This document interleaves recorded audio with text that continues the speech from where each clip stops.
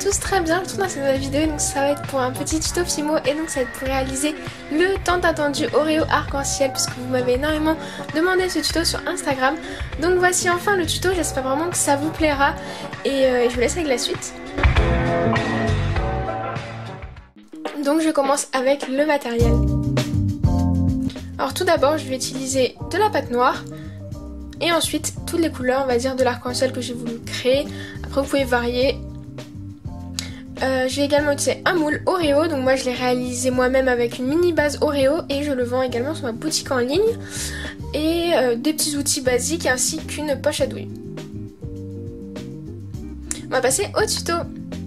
Du coup je commence par prendre le fameux moule Oreo et je vais simplement faire mes bases. Donc je prends du noir que je vais bien malaxer. Une fois que ma pâte est bien malaxée, je vais pouvoir mettre une partie dans le moule. Avec un rouleau, je viens bien faire imprégner le motif et je retire l'excédent. Je lisse un peu le tout et après je viens démouler délicatement.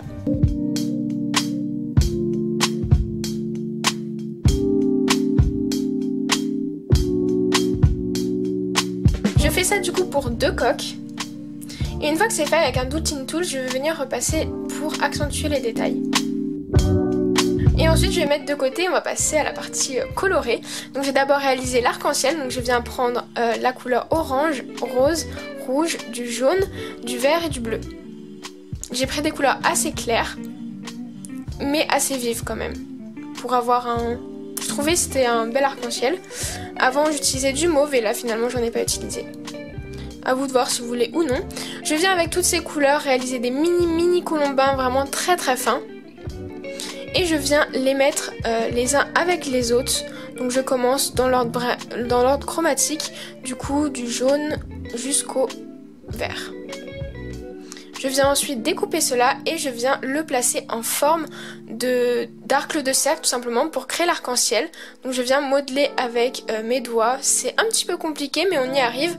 Et du coup une fois que j'ai bien modelé ma forme, je viens découper l'excédent pour avoir un bel arc-en-ciel que je vais venir disposer du coup sur la première coque. Donc voilà le résultat et je mets mes coques de côté pour la fin. Maintenant je vais reprendre les mêmes couleurs mais en proportion beaucoup plus grosse. Et je vais venir avec de la Fimo liquide les ramollir. Je fais ça pour toutes les couleurs jusqu'à obtenir du coup cette texture un peu chewing-gum comme d'hab qui ne colle pas mais qui s'étire facilement. C'est vraiment la texture que je trouve visible, que l'on peut atteindre et qui fait une bonne chantilly. Et je viens faire des colombins avec ces couleurs là. Je viens ensuite les mettre tous ensemble. Donc moi comme je l'ai précisé ça fait un genre de rectangle comme ceci. Et je viens l'affiner un peu comme une genre de canne. Une fois que c'est fait, je découpe l'excédent pour qu'on ait vraiment toutes les couleurs qui soient ensemble.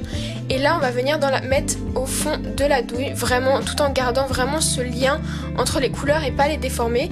Là, vous voyez, j'ai changé de douille, mais c'est la même chose. C'est parce que moi, je voulais une douille un peu plus petite. Et je viens avec un gros bol 12 pousser sur les couleurs, tout simplement. Et ça ressort, du coup, dans le même ordre que vous les avez laissé. Et c'est ça qui va créer cet bel effet chantilly arc-en-ciel. Je viens découper l'excédent et je viens entortiller le tout très délicatement puisque on a mis de la Fimo liquide donc c'est très fragile c'est très mou. Du coup très délicatement je viens entortiller pour avoir ce motif là.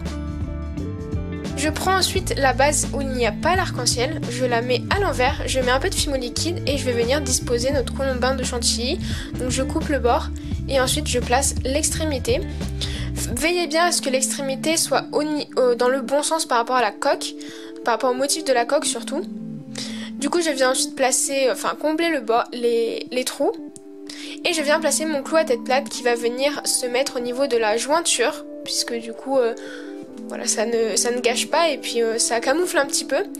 Et ensuite je viens poser voilà, de cette manière là la coque du dessus. Et c'est terminé, ça part en cuisson. cuisson, j'ai verni avec un vernis bien glossy et voilà le résultat. J'espère vraiment que ça vous aura plu, que ça vous aura inspiré et que voilà, peut-être que vous allez le réaliser puisqu'il m'a été très demandé. J'ai hâte de voir si vous les avez réalisés. N'hésitez pas à me les envoyer sur Instagram. Je vous mets mon Instagram juste ici, c'est by Créastella. J'attends vraiment tous vos retours. Également, vous aurez en barre d'infos le lien de mes boutiques où vous pouvez retrouver mes bijoux ainsi que les moules et le matériel que je vends. Du coup voilà, j'attends vraiment tous vos retours en commentaire. N'hésitez pas à liker si ça vous aura plu, à vous abonner si mon contenu vous a plu et que ce n'est toujours pas fait. Et puis je vous dis à très vite dans une prochaine vidéo.